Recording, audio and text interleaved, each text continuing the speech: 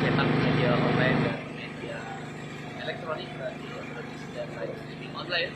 Pada hari ini Partai Buruh bersama KSPI dan organisasi serikat buruh lain melakukan aksi di kantor Kementerian Tenaga Kerja dengan dua tuntutan utama, yaitu naikkan upah minimum 2024 sebesar 15%. Yang kedua adalah cabut Omnibus Law Undang-Undang Cipta Kerja yang dalam waktu dekat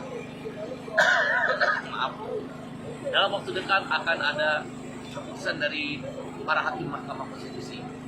Karena itu ini baru beberapa orang saja, sekitar hampir 100 orang lebih melakukan aksi di depan kantor Kementerian Tenaga Kerja.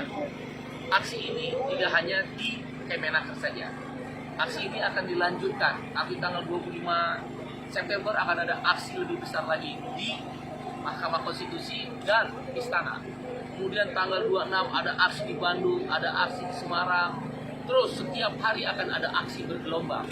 Sampai kapan? Sampai Januari 2024. Karena Januari 2024 adalah keputusan akhir diberlakukannya upah minimum tahun 2024. Oleh karena itu kami meminta kepada Menteri Tenaga Kerja untuk menaikkan upah minimum 15% dengan dasar pertimbangan satu, Indonesia sudah masuk upper middle income country, yaitu negara berpenghasilan menengah di kelompok atas dengan penghasilan 4.500 US dollar per tahun, atau kalau kita rupiahkan $1 15.000 rupiah ketemu 67.500.000 rupiah per tahun.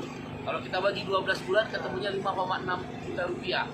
DKI Jakarta upah minimumnya adalah 4,9 juta menuju ke 5,6 juta, tadi sekitar 700.000, itu 15%. Tapi kalau yang upah minimumnya di bawah 4 juta, harusnya di atas 15% kenaikan upah minimumnya.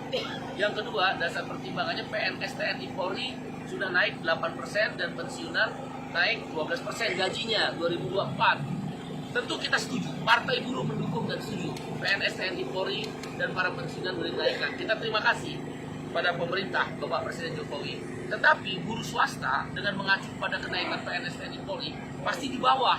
Kenapa? 8% itu kenaikannya berasal dari 5,2% pertumbuhan ekonomi dan 2,8% inflasi. Total 5,2 tambah 2,8 kan 8%. Nah kalau buruh swasta pakai Omnibus Law kan ada istilah indeks tertentu, otomatis di bawah 8%. Oleh karena itu kita minta karena pensiunan naiknya 12%, dan 3 tahun berturut-turut daya beli buruh turun karena nggak pernah naik gaji 2020, 2021, 2022, maka kita minta supaya rebound daya belinya, purchasing powernya naik 15% di atas kenaikan pensiunan. Alasan yang ketiga, hasil survei dari lembaga risetnya Partai Buruh dan KSPI, 64 item kebutuhan hidup layak menaikkan menjulang tinggi. Kenaikan harga BBM, upah nggak naik, 30% loh BBM naik. Kemudian juga sekarang kenaikan harga beras, kenaikan harga telur, yang sembako yang semua dikonsumsi oleh para buruh.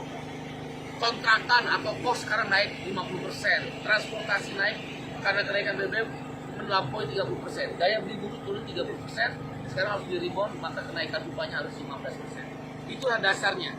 Kalau Menteri Tenaga Kerja sampai hari ini juga belum ada revisi PP nomor 36, maka mengacu kepada apa yang saya sebutkan di alasan tersebut, kenaikan upah minimum 15%. Sedangkan Omnibus Law akan diputuskan dalam waktu dekat oleh para hakim Mahkamah Konstitusi.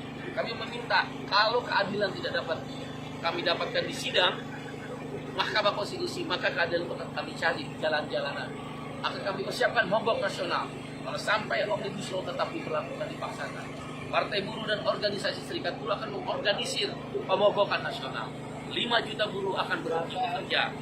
Pabrik-pabrik, di perusahaan-perusahaan, di pelabuhan, di transportasi. Karena ini mengancam buruh, bagaimana negara menjadi agennya outsourcing, bagaimana upah menjadi tidak naik, menjadi upah murah, bahkan 3 tahun berturut-turut tidak naik. Bagaimana karyawan kontrak di periode kontrak yang tidak ada sehingga seumur hidup, outsourcing seumur hidup. Perempuan yang tidak ada kepastian upah ketika mengambil cuti haid atau melahirkan. Tanah petani dirampas saat terjadi musim panen, impor. Sekarang impor 2,3 juta ton beras. Harga beras melambung tinggi, negara agraris, negara maritim, impor beras, impor garam. Karena itu mogok nasional adalah jawaban Dan Partai Buruh akan mengorganisir itu bersama serikat-serikat buruh, serikat petani, dan aliansi kelas pekerja lainnya.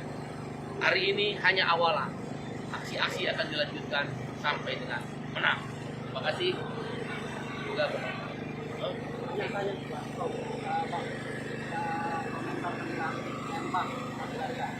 Oh ya, Partai Buruh sudah menurunkan tim advokasi seminggu yang lalu, 3 hari berturut-turut bersama dengan masyarakat Rempang. Kita ketemu dengan masyarakat Rempang langsung. Karena bagi Partai Buruh dan organisasi serikat buruh termasuk HSPI, the land of wealth, kedaulatan adalah tentang tanah. Sejengkal tanah itu adalah kedaulatan. Masyarakat Rempang sudah lama di sana dan sudah ada pelanggaran hak asasi manusia. Partai Buruh sudah turun 3 hari berturut-turut menginap di sana, dan serikat buruh terbesar di Kepulauan Riau di Batam, termasuk di Rempang, itu adalah namanya FSPM.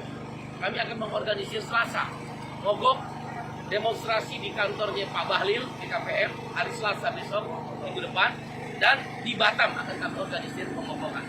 Demikian kita bersama masyarakat Rempang. Terima kasih ya kawan-kawan semua. Terima kasih. Boleh.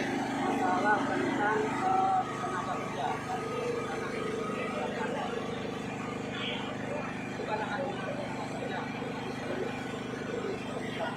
Buruh di Batam dan masyarakat Rempang tidak ada satupun yang menolak investasi. Itu harus dicatat.